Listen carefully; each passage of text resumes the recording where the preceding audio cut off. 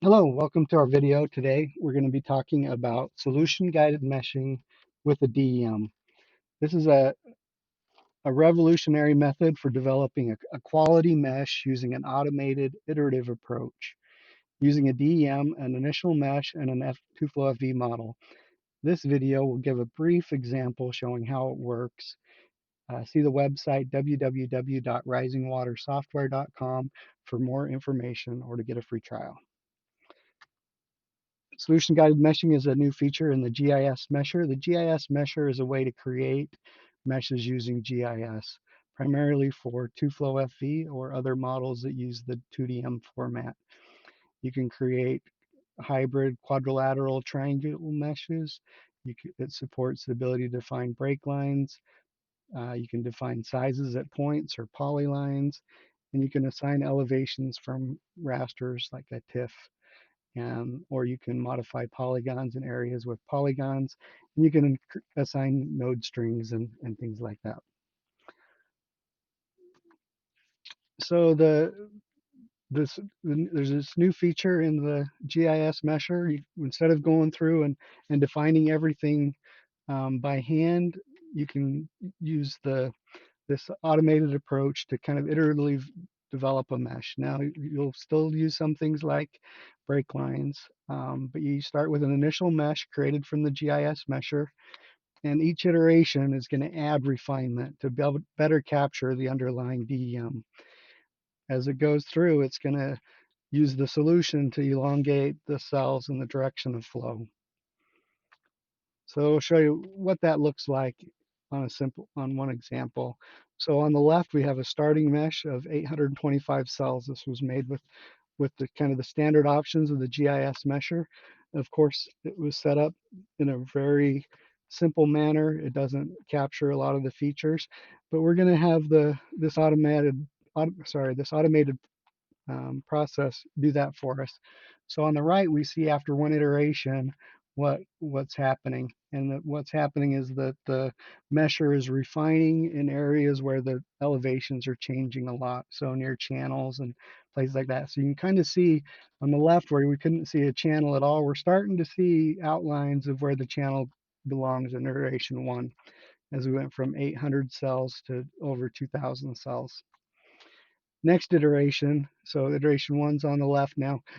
Iteration two, we go up to 6,000 cells, and now we can start to see where those channels are. We've refined around those channels, but we've kept bigger um, cells in the floodplain so that we're able to not hurt the runtime too much. So we just refine in the areas where we need refinement. Iteration three comes along, and we've done a little bit better with the channels. And then iteration four, again, another step. Now we go from iteration three to iteration four, we've only added 1,000 cells, and we're getting to where we're just fine tuning at this point. So that's how many iterations we did on this sample. And so we can kind of see, we're going to go back and show you the starting mesh again, and then iteration four. And all of that refinement was all automated. It was the computer spinning through and doing it by itself. Show you what that looks like kind of in a zoomed in area. So our starting mesh again on the left, now we see iteration one on the right.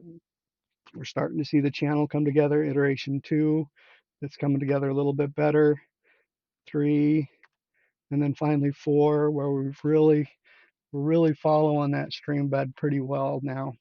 And then we can see again, like we did at the beginning, our starting mesh on the left. So we went all the way from that starting mesh of 800 cells, zero definition, didn't see anything.